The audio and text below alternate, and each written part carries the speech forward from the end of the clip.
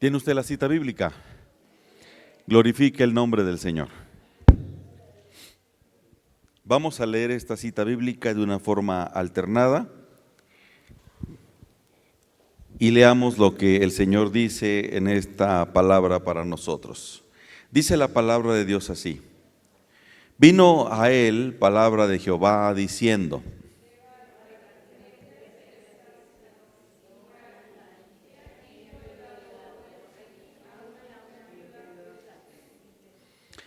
entonces él se levantó y se fue a Sarepta. Y cuando llegó a la puerta de la ciudad, he aquí una mujer viuda que estaba allí recogiendo leña, le llamó y le dijo: te ruego que me traigas un poco de agua en un vaso para que beba.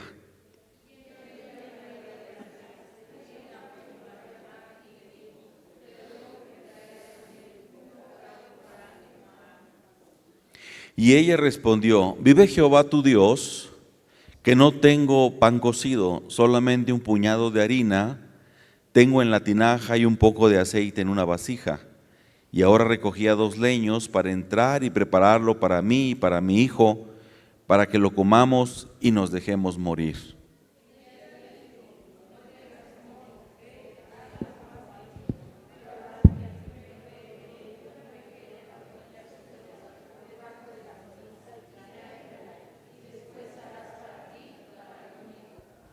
Porque Jehová, Dios de Israel, ha dicho así: la harina de la tinaja no escaseará, ni el aceite de la vasija disminuirá, hasta el día en que Jehová haga llover sobre la faz de la tierra. Amén. Oremos a Dios. Bendito Padre celestial, Señor Dios Todopoderoso, en esta mañana, Señor, inclinamos nuestro rostro. Venimos ante tu presencia, Señor, con gozo, con alegría, porque este es tu día santo y agradable para ti, Señor.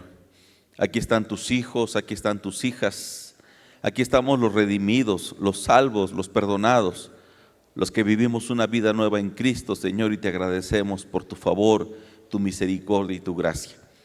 Ahora, Padre Santo, permite que tu palabra fluya a través de tu Espíritu Santo hacia cada uno de nosotros, hablando a nuestras vidas. Enséñanos, instrúyenos y capacítanos, Señor, según tu voluntad para cada uno de nosotros. Que tu Espíritu Santo se mueva en este lugar. Queremos sentir tu presencia, queremos sentir tus caricias. Háblanos, Señor, y permite que tu palabra se anide en nuestro corazón y que pongamos por obra lo que tú deseas que se haga por obra. En el nombre de Cristo Jesús. Amén. Tomen asiento, hermanos, por favor. Gloria a Dios. Bueno, esta historia que acabamos de leer en el primer libro de Reyes, les decía, hermanos, hermanas, que seguramente la mayoría de ustedes la conocen. Es una historia hermosa donde podemos apreciar el gran poder que tiene nuestro Dios sobre esta tierra y sobre la raza humana.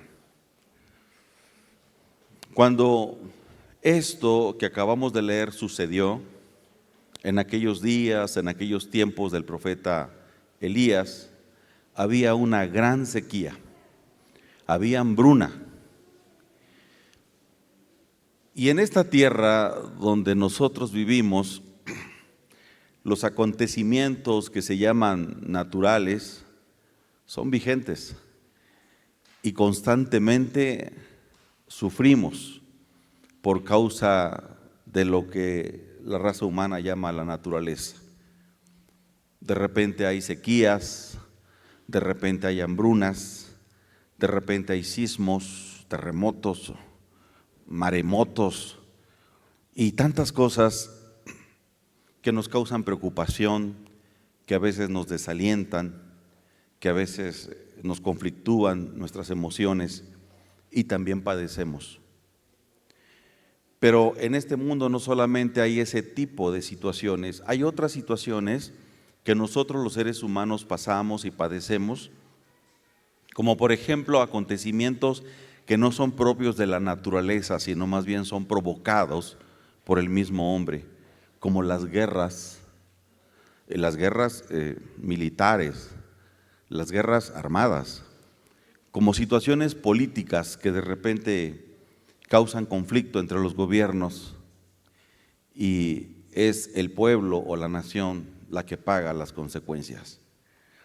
Hay otro tipo de problemas también que el ser humano pasa, un tanto por su necedad, un tanto por la dureza de su corazón, como por ejemplo vivir en conflicto con el semejante, tener una situación de enfermedad porque él mismo la ha provocado a su vida por el descuido de su salud, también a veces problemas financieros y económicos por no ser un buen administrador en las finanzas y cosas que podríamos mencionar que el ser humano constantemente le aflige.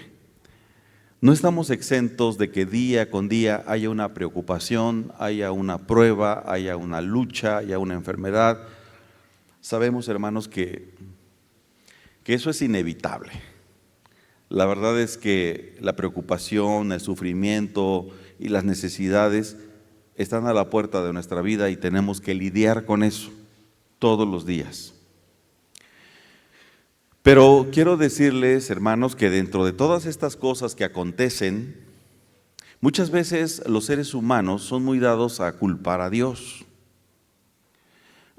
Yo recuerdo hace un tiempo, circulaba yo en el metro, ahí en la línea 1, por esta estación Nativitas en adelante, y frente a mí estaban dos mujeres que discutían acerca del amor de Dios. Unas decían que cómo podíamos pensar que Dios es bueno cuando Él permite las guerras, cuando le ordena a Josué y a todo el pueblo que entraran a la tierra y saquearan y mataran y etcétera, etcétera. Y yo las escuchaba atentamente y tenían muchos conflictos en cuanto al amor de Dios. Pero lo que pude ver, lo que pude percibir es que muchas veces las personas culpan a Dios de las situaciones que a veces pasan aún en nuestras propias vidas. Y quiero decirles, amados hermanos, que Dios no es culpable de nada de eso. Dios no es culpable de lo que a usted o a mí nos pueda suceder. Dios no es culpable de que a veces en el mundo hayan guerras, o rumores de guerra, o hambres, o pestes, o cosas así. Pero lo que sí le puedo decir es que Dios utiliza eso y utiliza el sufrimiento del ser humano por dos razones. La primera, para que el ser humano se acerque a Él y vean que es mejor depender de Él que vivir en nuestras propias fuerzas. Y segundo, Dios quiere moldear tu carácter, mi carácter, para que seas una mejor persona. Aquí en esta historia, hermanos, estamos viendo que Dios mueve a Elías con un propósito. Elías había profetizado que habría sequía por 3 años y medio en Israel. Y en 3 años y medio no cayó ni una sola gota de agua, ni siquiera un rocío. Había sequía y había hambruna por lo mismo. El profeta Elías estaba oculto muy cerca de un arroyo a orillas del río Jordán. ¿Y sabe quién les alimentaba? Las aves de los cielos. Los cuervos le llevaban alimento porque no había que comer. Pero vea usted cómo en el sufrimiento, en la desgracia y en la necesidad, Dios nunca abandonó a Elías. Y ahí estaba el Señor. Y todavía Dios le dice a Elías, vete a Sarepta de Sidón. Sarepta de Sidón era una ciudad fenicia. Es decir, vivía gente que no conocía a Dios. Y le dijo, ve allí porque he dado la orden de que una mujer viuda te sustente. O sea, una mujer cananea, una mujer que no conocía a Dios. Entonces dice la palabra que él se levanta y va a Sarepta, y cuando llega ahí a la ciudad, él se encuentra con esa mujer y le dijo, te ruego que me traigas un poco de agua en un vaso para que beba. El agua no se la negó la mujer.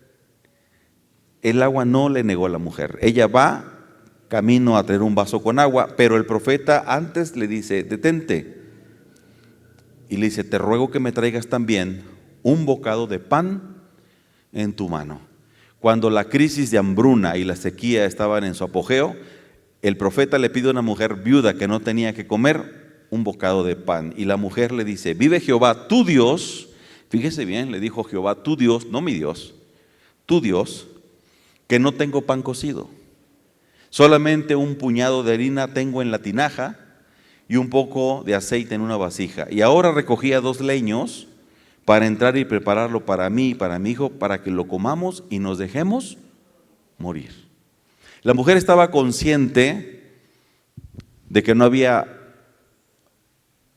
absolutamente nada que hacer para poder subsistir, porque la sequía, la escasez, la hambruna, la falta de agua, de lluvia, etcétera, era plena, hermanos. Y a veces nosotros en nuestra necesidad, en nuestras pruebas y en nuestras luchas, no sabemos qué hacer. El ser humano sufre por diferentes razones. El sufrimiento es parte de la vida. El sufrimiento está a la puerta todos los días y no hay ser humano que no la viva. Ni siquiera nosotros como cristianos estamos exentos de vivir en sufrimiento, en dolor, en angustia y en aflicción. Pero hay una diferencia entre el hombre y la mujer que ama y confía en Dios con aquel que no lo conoce. Esta mujer no conocía a Dios. Y le dice, tú me pides algo que no tengo. No te lo puedo dar porque un puñado de harina tengo y es para comer mi hijo y yo, y después no sabemos qué va a pasar, pero estamos seguros que vamos a morir. Vea usted el gran sufrimiento que se está viviendo aquí en Sarepta, y esta mujer lo está viviendo. ¿Por qué Dios manda a un profeta a pedirle a una mujer que no tenía absolutamente nada que ofrecerle? Porque sabemos, hermanos, que Dios se mueve con propósito. Dios no se mueve por casualidad, no hace nada por casualidad. Dios tiene siempre un plan y un propósito. Yo no sé cómo está su situación ahorita, yo no sé cómo está emocionalmente, espiritualmente, en lo secular no lo sé, pero si usted tiene un problema, una lucha, una enfermedad, le ruego en el amor del Señor que no se desanime y que confíe en Dios. Cuando ella le dijo eso al profeta, el profeta le dijo, la harina de la tinaja no escaseará, ni el aceite de la vasija disminuirá, hasta el día en que Jehová haga llover sobre la faz de la tierra. ¿Le creyó la mujer al profeta? Sí.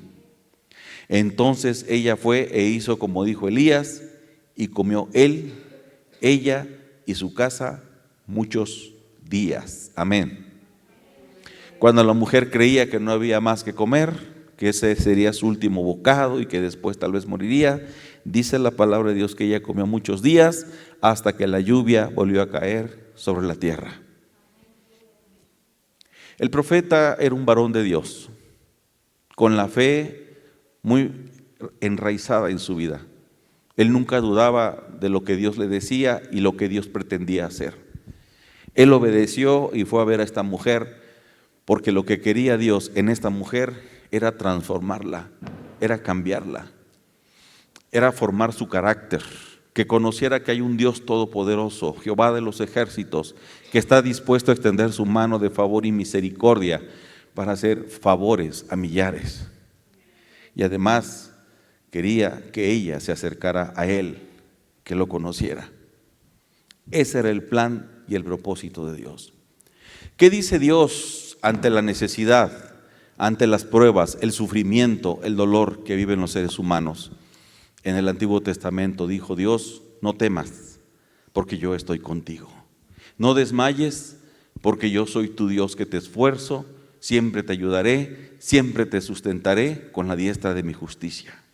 Eso dice el Señor, se lo dice a usted y se lo dice al incrédulo. Esta mujer no conocía a Dios, pero lo conoció gracias al sufrimiento y al dolor en que ella se encontraba. Muchas veces Dios utiliza el sufrimiento para que el hombre se dé cuenta que hay un Dios poderoso que puede hacer millares de misericordia en la vida del ser humano. Así que si usted está en una situación, tal vez Dios quiere que aumente su fe, Tal vez Dios quiere que usted reconozca que usted depende de Él y que nunca lo va a desamparar y que nunca lo va a dejar. Eso lo dijo Dios en el Antiguo Testamento. Pero en el Nuevo Testamento el Señor Jesucristo dijo algo interesante. En San Juan capítulo número, gloria a Dios, aleluya. En San Juan número 16, capítulo número 16, versículo 33. En San Juan capítulo número 16, versículo 36, 33, dice la palabra de Dios así. El Señor Jesucristo habla y dice: estas cosas os he hablado para que en mí tengáis paz. En el mundo tendréis aflicción, pero confiad, yo he vencido al mundo. Palabra de Dios. El Señor Jesucristo no está diciendo que los que son suyos, los que han venido a Él, no pasarán sufrimiento, no pasarán aflicción. El Señor Jesucristo está siendo claro de que en el mundo siempre tendremos aflicción. Usted cristiana, usted cristiano y hasta los que no son cristianos, siempre vamos a vivir en aflicción y quizá pasemos también por sufrimiento. Eso es inevitable. Así que cuando una persona evangeliza a otra y le dice que con Dios, con Cristo se van a acabar sus problemas y sus enfermedades y sus luchas, no es cierto. No es cierto, eso nunca va a suceder. Pero lo que sí va a suceder es que en Cristo vamos a encontrar paz. Eso sí lo promete el Señor: en mí tendréis paz. Es decir, que en medio del sufrimiento, de la prueba, de la enfermedad, nosotros podemos vivir en paz. Tal vez con sufrimiento sí, tal vez con dolor sí, pero estamos en paz. ¿Y cómo es la paz de Dios? Porque el Señor Jesucristo dijo: yo no doy la paz como el mundo la da. Entonces, ¿cómo es la paz de Cristo? La paz de Cristo, hermanos, no tiene que ver nada con la paz del mundo, porque para el mundo la paz es ausencia de dolor, es ausencia de sufrimiento, es ausencia de pecado, y eso es imposible. Eso es imposible.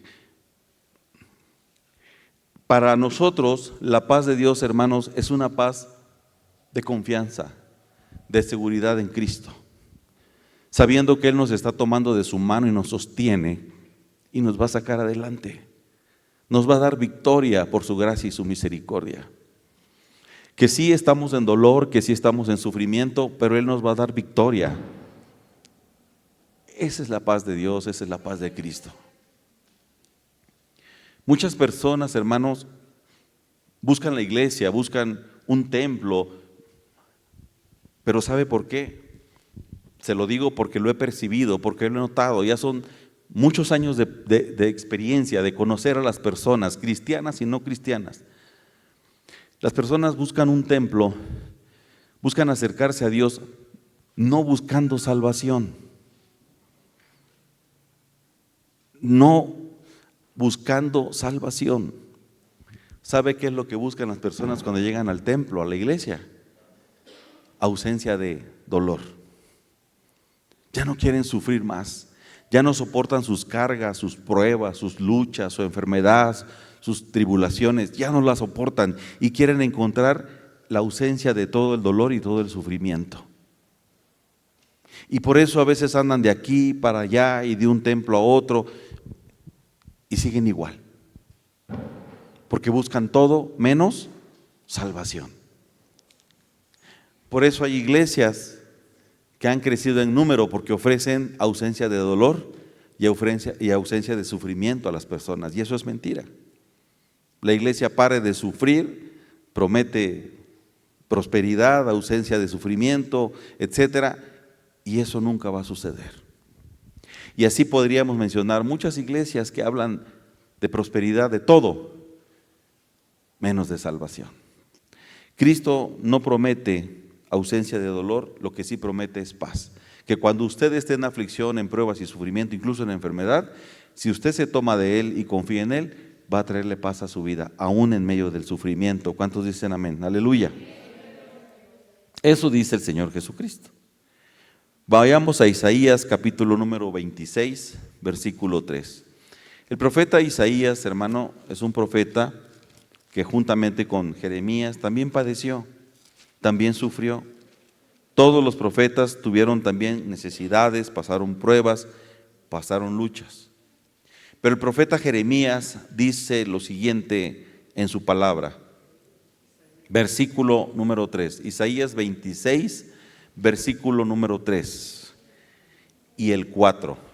Dice la palabra de Dios así: tú guardarás en completa paz a aquel cuyo pensamiento en ti persevera, porque en ti ha confiado. Confiad en Jehová perpetuamente, porque en Jehová el Señor está la fortaleza de los siglos. ¿Cuántos dicen amén? Amén. Vea usted cómo hay una certeza y una seguridad en lo que está diciendo el profeta Isaías.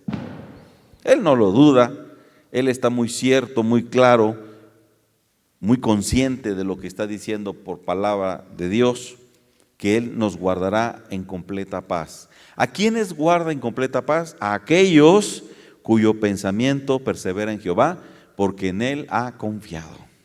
¿Cuántos de nosotros confiamos en Dios?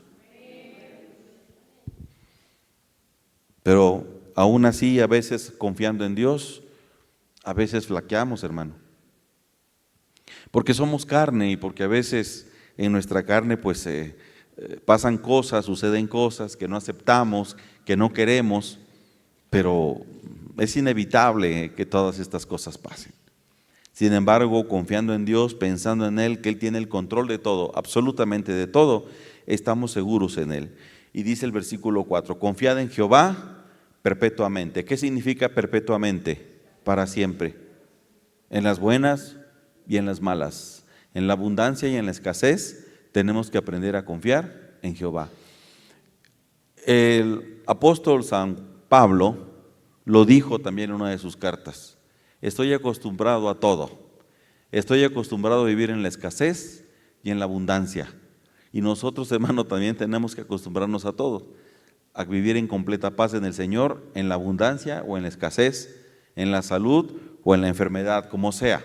Porque además dice también el apóstol Pablo en su carta a los tesalonicenses, que demos gracias a Dios en todo, porque esa es su voluntad. Y vayamos ahora a Colosenses capítulo número 3, versículo 15, Colosenses 3:15. Gloria a Dios, aleluya.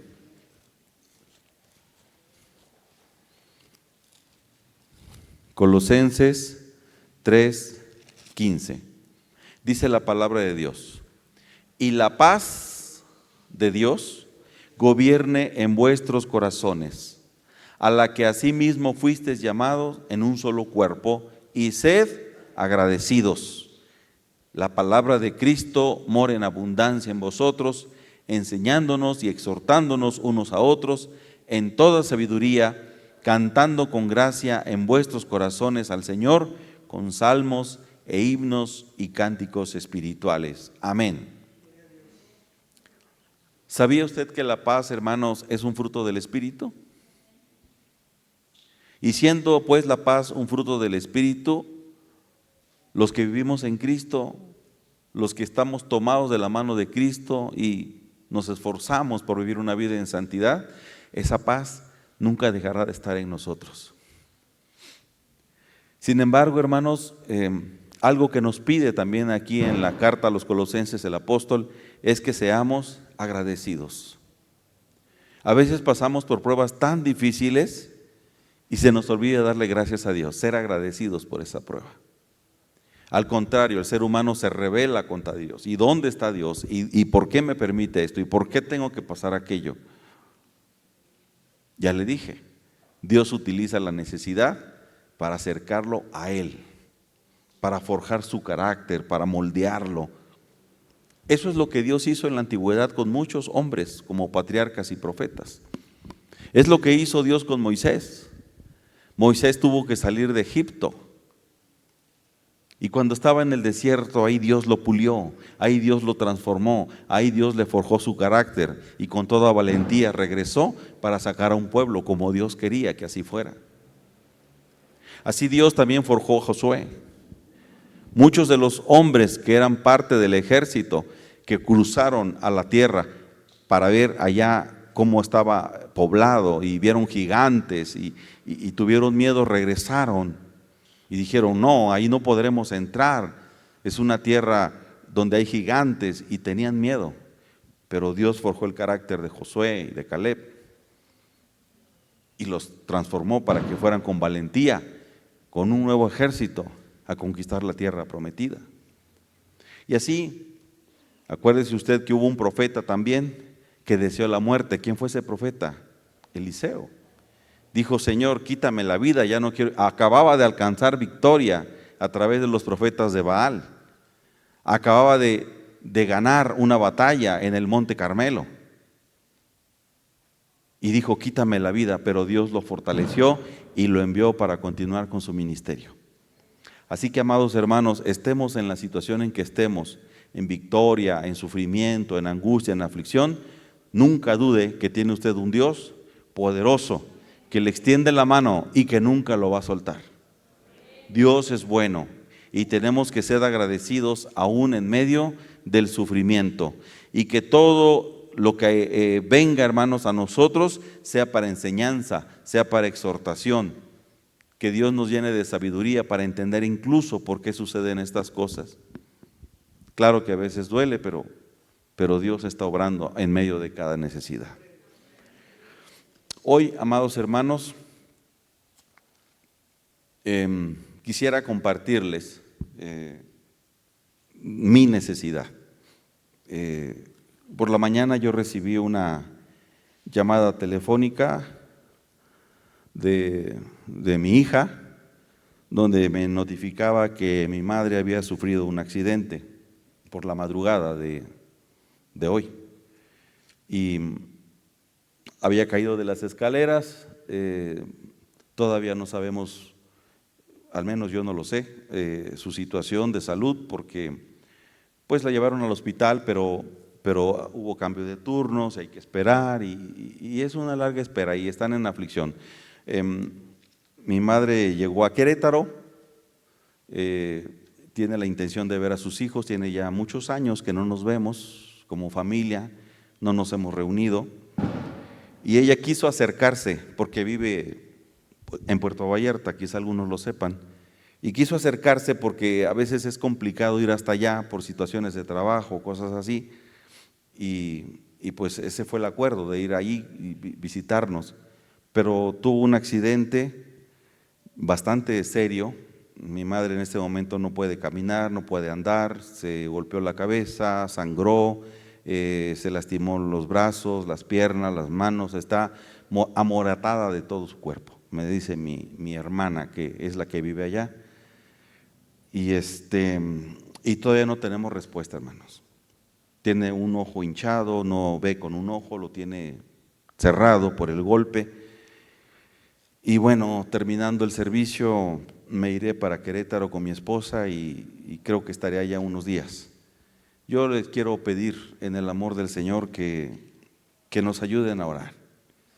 Estaba un poco afligido, preocupado, pero bueno, el abrazo de mi esposa y sus palabras me hicieron recordar que hay un Dios de misericordia. Y quiero pedirle, iglesia, pues que me ayuden, que me lleven en oración por mi madre, Genoveva González. Ella está hospitalizada y espero verla y estar ahí con ellos. Yo sé que Dios tiene planes, yo sé que Dios tiene propósitos, se lo acabo de decir. Tal vez esta es una intención de Dios para que la familia nos reunamos, para retomar que dependemos de Él, que Él nos está llamando. No lo sé, hermanas, yo siento que en el camino Dios me dirá muchas cosas que yo tenga que compartir con mi familia. Pero mientras tanto, iglesia, les ruego en el amor de nuestro Señor Jesucristo que me ayuden en la oración, que oren conmigo. Yo confío en que Dios restaurará a mi madre, que ya pasó por un proceso de cáncer, que Dios la rescató del cáncer, que perdió la vista y el Señor le recuperó la vista, puede ver muy bien y ahora pasa esto, pero Dios sabe por qué pasan las cosas. Así que, hermanos, pongámonos de pie y demos gracias a Dios porque Él es bueno. Pese a todo lo que veamos o pasemos, Dios es bueno. El Salmo número 34, quiero cerrar con eso. Si usted tiene su Biblia, abra la Biblia y leamos juntos el Salmo 34, versículos del 1 al 8. Dice la palabra de Dios así: bendeciré a Jehová en todo tiempo, su alabanza estará de continuo en mi boca. En Jehová se gloriará mi alma, lo oirán los mansos y se alegrarán. Engrandeced a Jehová conmigo y exaltemos aún a su nombre. Busqué a Jehová y él me oyó y me libró de todos mis temores. Los que miraron a él fueron alumbrados y sus rostros no fueron avergonzados. Este pobre clamó y le oyó Jehová y lo libró de todas sus angustias. El ángel de Jehová acampa alrededor de los que le temen y los defiende. Gustad y ved que es bueno Jehová. Dichoso el hombre que confía en él. Versículo 15. Los ojos de Jehová están sobre los justos y atentos sus oídos al clamor de ellos. La ira de Jehová contra los que hacen mal, para cortar de la tierra la memoria de ellos. Claman los justos y Jehová oye y los libra de todas sus angustias. Cercano está Jehová a los quebrantados de corazón y salva a los contritos de espíritu. Muchas son las aflicciones del justo, pero de todas ellas le librará Jehová. Aleluya. Amén. Vamos a orar, hermanos. Si usted gusta pasar al altar, puede hacerlo, hay libertad. Si lo quiere hacer desde su lugar también, pero oremos a Dios, clamemos a Él, confiando que tenemos un Dios poderoso y que su misericordia es grande, y que Él siga obrando en misericordia en esta tierra, sobre su pueblo, sobre su iglesia, pero también sobre todos aquellos que lo buscan de corazón, aun cuando no lo conocen. La Biblia está repleta de hombres y mujeres que no conocían a Dios, pero lo buscaron a través de Cristo, y a través de Cristo llegaron al conocimiento de nuestro Dios. Y por eso el Señor Jesucristo, movido a misericordia, en el Sermón del Monte, dio las bienaventuranzas a toda esa gente que no tenía esperanza, que no tenía rumbo, que vivían la vida sin esperanza. Oremos a Dios. Bendito Padre Celestial, Señor Dios Todopoderoso, alabado y bendecido sea su nombre. En el nombre de Cristo Jesús, Señor nuestro, hoy venimos ante su presencia, reconociendo nuestra dependencia y nuestra necesidad de usted, poniendo a sus plantas, a sus pies nuestras cargas, nuestras pruebas, nuestras luchas. Señor mío Jesucristo, usted dijo: venid a mí todos los que están trabajados y cargados, que yo los haré descansar. Aquí están las necesidades de su pueblo, de sus hijas, de sus hijos, Señor. El sufrimiento, la angustia, la aflicción está a la puerta, pero confiamos en usted. Llénenos de completa paz, Señor. Confiamos en su amor y en su misericordia. Usted vio a la multitud ahí en el monte, cuando usted subió y abrió su boca y les decía que todos ellos eran bienaventurados. Bienaventurados porque eran pobres en espíritu, bienaventurados porque lloraban, bienaventurados los mansos, bienaventurados los que tienen hambre y sed de justicia, decía usted. Bienaventurados los misericordiosos, los de limpio corazón. Bienaventurados los que son pacíficos y los que padecen persecución, decías en su palabra, por causa de la justicia. Bienaventurados somos cuando por causa tuya, Señor, nos vituperen, nos insulten, nos rechacen y digan toda clase de mal contra nosotros mintiendo. Nos alegraremos siempre y nos gozaremos, Señor, porque nuestro galardón es grande en los cielos, porque así persiguieron a los profetas que fueron antes de nosotros, profetas que también sufrieron, profetas que también fueron perseguidos, profetas que también sus sentimientos y sus emociones se vieron afectados, pero nunca dejaron de confiar en ti y cumplieron con su ministerio. Así, Señor, que nosotros nunca dejemos de confiar en ti, pese a todo lo que en este mundo pase, pese a todo lo que en este mundo vemos, pese a todo lo que sucede, Señor, nunca, nunca esta iglesia deje de confiar en ti. Aviva nuestro espíritu, aviva nuestra alma, aumenta nuestra fe, Señor, y permítenos confiar en ti. En el nombre de Cristo Jesús, ponemos en tus manos a todos los que sufren, a los enfermos, a los que están en hospitales, a los que están pasando una situación difícil de cáncer, a los que están desamparados, Señor, a los matrimonios fracturados, a los que se encuentran en luchas, en pruebas, a los que no tienen trabajo, a los que no tienen un pan que comer, Señor. Ten misericordia, oh Dios. El mundo está lleno de necesidad.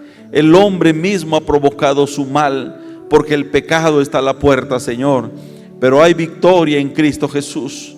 Por eso enviaste a tu Hijo, al Mesías prometido, al Cristo, para que todo aquel que en Él cree no se pierda y tenga vida eterna. Aumentanos la fe y tomémonos de la mano del Cristo, del Mesías, para seguir siempre hacia la meta, hacia el camino de victoria, hacia el gran reino, el reino de los cielos, el reino de Cristo, donde allá nos espera con mansiones, con caminos y piedras preciosas, Señor, con un vallado de ángeles donde seremos recibidos en el cielo, para que tu nombre siga siendo glorificado por la eternidad, Señor. Ahora, mientras estemos en esta tierra, mientras estemos en sufrimiento, mientras estemos en pruebas, en el nombre de Cristo Jesús le rogamos, no nos desampare, no nos deje solos, extienda siempre su mano de favor y de misericordia, Padre, y ayúdenos a superar toda lucha, todo duelo, toda flaqueza, todo dolor, Señor. En el nombre de Jesús se lo ruego. Bendiga esta iglesia, bendiga esta congregación, bendiga a las familias de mis hermanas y hermanos, bendígales a sus hijos, bendígales en todas las áreas de sus vidas, Señor, y que siempre caminen confiando en que hay un Dios poderoso que nunca nos ha desamparado y que nunca nos desamparará. Gloria a Cristo, gloria a Dios el Padre y gloria al Espíritu Santo. Así sea, Señor. Amén. Amén.